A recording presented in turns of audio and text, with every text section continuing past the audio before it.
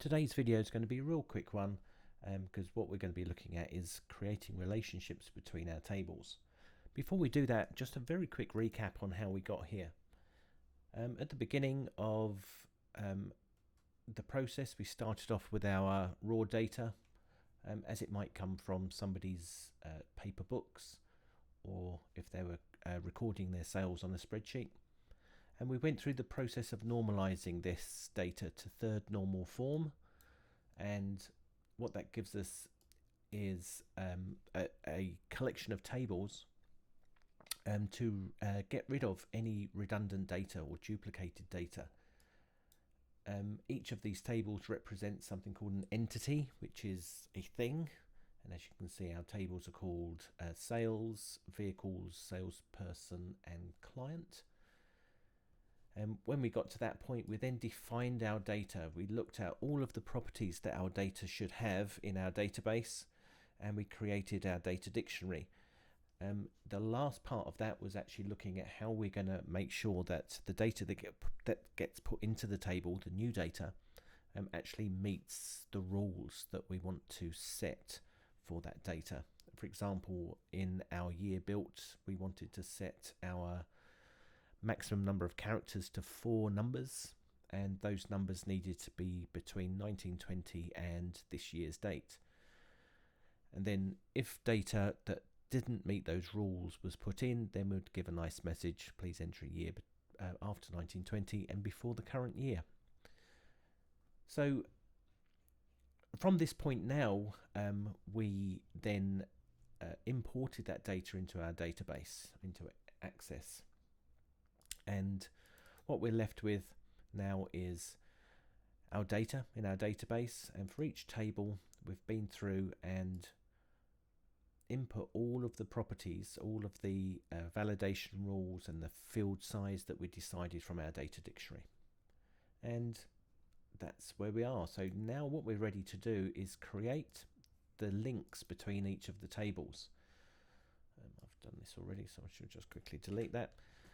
And close. Yes, I do. So with our tables, with all of our properties set, our starting data is in there that meets all of our rules. We're now going to go to database tools and relationships. What we want to do is add all 4 of our tables in here.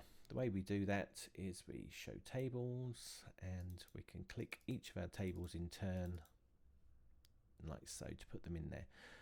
Be careful not to click on one table twice, because it will add another copy, and that's not what we want. Thanks for already putting our relationships in there. I'll just delete those.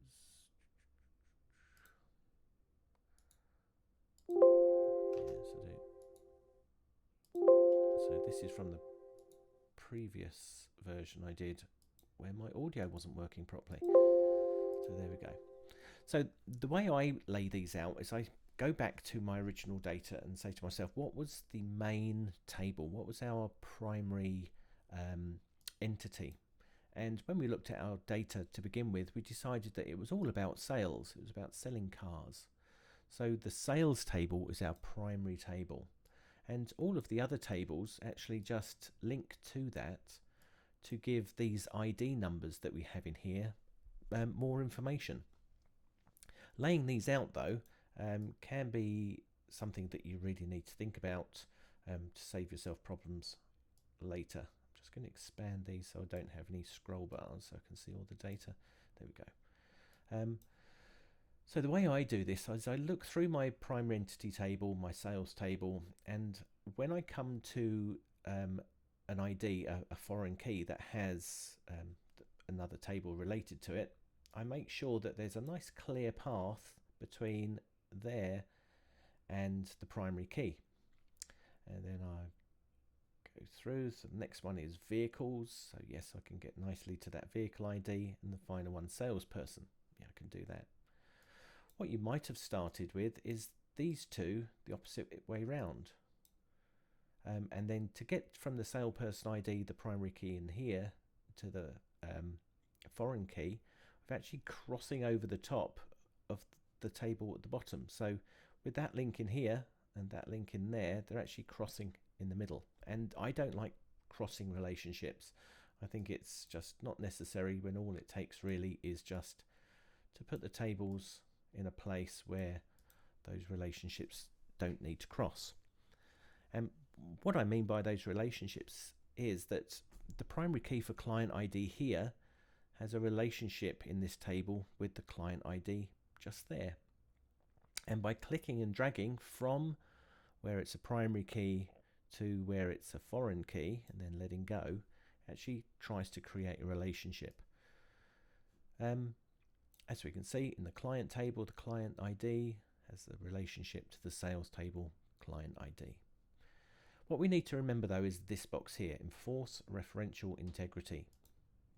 And by clicking that box, what this is going to do, it's going to make sure that any entry in this sales table for client ID actually exists in this table here. So what it's saying, we can't have a client ID in the sales table that doesn't have a corresponding client in the client table. This is to save put my teeth in. This is to stop the possibility of maybe a client being deleted from the client table, yet their ID still sits in this table here, and we would have no idea who that client is and any information about that client. So enforcing referential integrity means that any reference from one table to another has integrity, it's whole. So we will always click enforce referential integrity to make sure that our data cannot be deleted and us lose meaning in that data. What we're not going to do is allow updating or deleting records.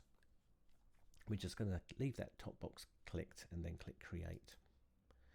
And as long as the data type here for client ID and the data type here for client ID are the same, then that link will create. What I'm talking about is if you'd imported or you created your client ID as an auto number, then it's automatically going to be a long integer. But if you've imported client ID here down as a double, which is the default when you import, then that link's not going to work because we're trying to link an integer to a decimal number, and because they're different, it's just not going to allow us to do it. So you must make sure that all of your IDs, when you import your sales data, are set to long integer. So we've made our client ID link. Let's quickly do our vehicle ID, enforce referential integrity, and then our salesperson ID. And again, so there we have it. So we've made our 3 relationships between our 4 tables and we're good to go.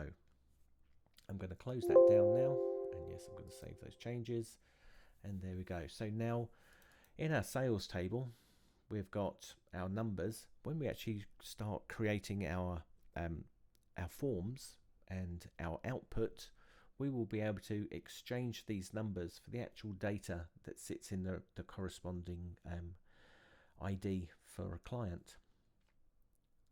And there we have it. So creating relationships using database tools, relationships in Access. And the next video that I'll put together is about forms, and it will show you how to create data input forms for these tables, so we can actually start using our database properly. Okay, cheers.